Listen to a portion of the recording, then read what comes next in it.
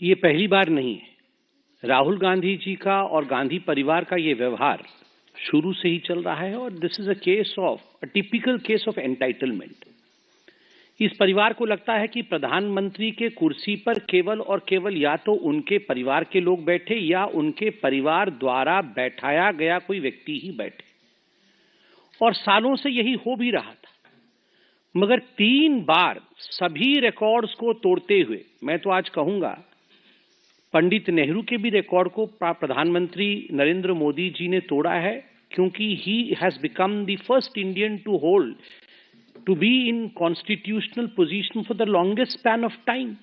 सबसे बड़े काल तक मुख्यमंत्री और प्रधानमंत्री आप अगर मिला के देखें तो सबसे लंबे काल तक भारत की सेवा में प्रधानमंत्री नरेंद्र मोदी रहे। तो स्वाभाविक रूप से ये पच नहीं रहा है कांग्रेस पार्टी से और गांधी परिवार से। तो इसके लिए जो काम नहीं करने चाहिए, ठीक कहा डॉक्टर लक्ष्मण जी ने, आपको लड़ना है पॉलिटिकली लड़िए।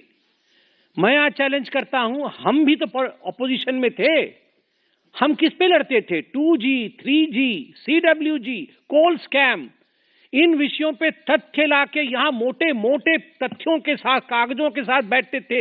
ये इतने में ऑक्शन होना चाहिए, क्यों इतने में ऑक्शन हुआ, हम केस कर रहे हैं, केस जीतते थे और फिर हम चुनाव जीतते थे। इनके पास कहां है कागज, कहां है तथ्य? 58-54 का करप्शन नहीं हुआ मोदी जी के नाक के नीचे। देश लगातार आगे बढ़ रहा है। पहले पत्थरबाजी होती थी, जम्मू कश्मीर में पत्थरबाजी बंद हो गई। पहले पाकिस्तान को जब मन बम फोड़ के चले जाता था, अब पाकिस्तान को अपना स्थान दिखा दिया गया है कि तुम वहां से गोली छोड़ोगे, हम गोला छोड़ेंगे। कोई विषय जब नहीं बच जाता है ना, तो यही होता है, you create your issues which are non existent and then try to conspire against your country. तब आप एक इशू बनाते हैं जो आपके देश के विरोध में हो और पूरे विश्व पटल में अपने देश को लेकर बदनाम करने की कोशिश करते हैं। यही राहुल गांधी कर रहे हैं। इसीलिए मैंने उनको देशद्रोही कहा। जो अपने देश को बदनाम करते हैं और तथ्यों के आधार पर बदनाम नहीं करते हैं, झूठ बोलकर बदनाम करते हैं, वो देशद्रोही नहीं तो क्या कहेंगे उसे? और कोई प्लीज, आपका इस प्रश्न हो चुका है। डॉक्टर साहब, एक सवाल है। हम लोग मुखर्जी ने इसी सदन में कहा था, जब पार्टी उनकी सत्ता में थी, जाहिर सी बात है सत्ता में थी तभी सदन में थे, कि औद्योगिक घराने को परेशान करने का मतलब है कि देश के जीडीपी को नुकसान करना। क्या कोई भी औद्योगिक घराना हो सकता है, रिलायंस भी हो सकता है। आज अचानक की भाषा क्यों बदल गई? और भाषा बदलने के पीछे मंशा कुछ और तो नहीं? देखिए, एक बात बड़े स्पष्ट रूप से मैं कह दूं, आप कांग्रेस पार्टी का आजकल एक चलता है ना मीम, देन एंड नाउ, घर से निकल दे ही कुछ दूर चलते ही, ये सब आजकल सोशल मीडिया वाले सब समझते हैं। तो चाहे जाति जनगणना का विषय हो, चाहे उद्योगपतियों का विषय हो, चाहे चीन का विषय हो, चाहे पाकिस्तान का विषय हो, जब वो सत्ता में थे कुछ बोलते थे और जब अब हो रहा है तो कुछ और बोलते हैं।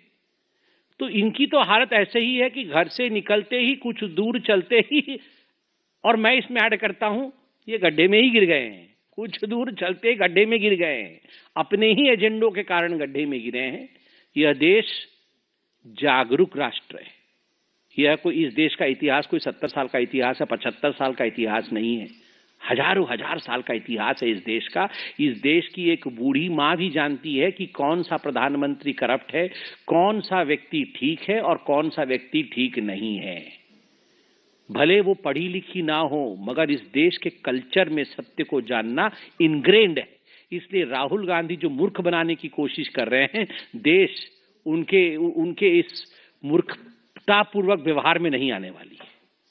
पवन सर, आपने आरोप लगाया, इतना बड़ा आरोप लगाया राहुल गांधी को देशद्रोही, कटकटा, जॉर्ज सोरोस, राहुल गांधी को किसी आरपी का आपने एक नेक्सस बताया है, तो क्या बीजेपी मांग करेगी कि सरकार इस पूरे मामले की जांच कराए? क्योंकि आपने बहुत बड़ा आरोप लगाया। देखिए, पहली बात तो है, मैं बता दूं, जिस मीडिया पार्ट जो फ्रांस का न्यूज़पेपर है उसको लेकर तो आप सब भी जानते हैं कि उसको आप भी कोट करते हैं। तो आज का जो प्रेस कॉन्फ्रेंस हुआ है वो मीडिया पार्ट के रिविलेशंस को लेकर, उनका जो बहुत बड़ा एक्सपोजे रहा है उस एक्सपोजे को लेकर हुआ है। उसमें OCCRP के पूरे फंक्शनिंग के विषय में बताया गया। OCCRP में जॉर्ज सोरोस का इन्वॉल्वमेंट बताया गया। हमने प्रूव किया कि जॉर्ज सोरोस राहुल गांधी से कैसे जुड़े हुए हैं। स्वाभाविक रूप से अपने देश का हित देखना हमारा काम है, इसलिए जो भी कहा तथ्यात्मक रूप से कहा। अब रही जांच का विषय, अरे पार्लियामेंट चल रहा है, that is the highest temple of democracy, उससे बड़ा कोई नहीं है। जनप्रतिनिधि वहां बैठे हैं। अगर नोटिस राज्यसभा में दिया गया, लोकसभा में भी मैंने नोटिस दिया है, निशिकांत जी ने नोटिस दिया है कि इस विषय पर चर्चा हो। नोटिस दिया हुआ है तो इस विषय में चर्चा हो। नीर क्षीर, दूध का दूध और पानी का पानी हो जाए। चर्चा से क्यों भाग रहे हैं? अरे आपका चर्चा चर्चा और हमारी चर्चा चर्चा नहीं। मैं तो कहता हूं इस पे चर्चा हो जाए, आपका भी चर्चा उसी में आ जाएगा। जिस विषय पे आप चर्चा करना चाहते हैं उसका भी तो खुलासा हुआ है। कोमल शर्मा, भारत एक्सप्रेस।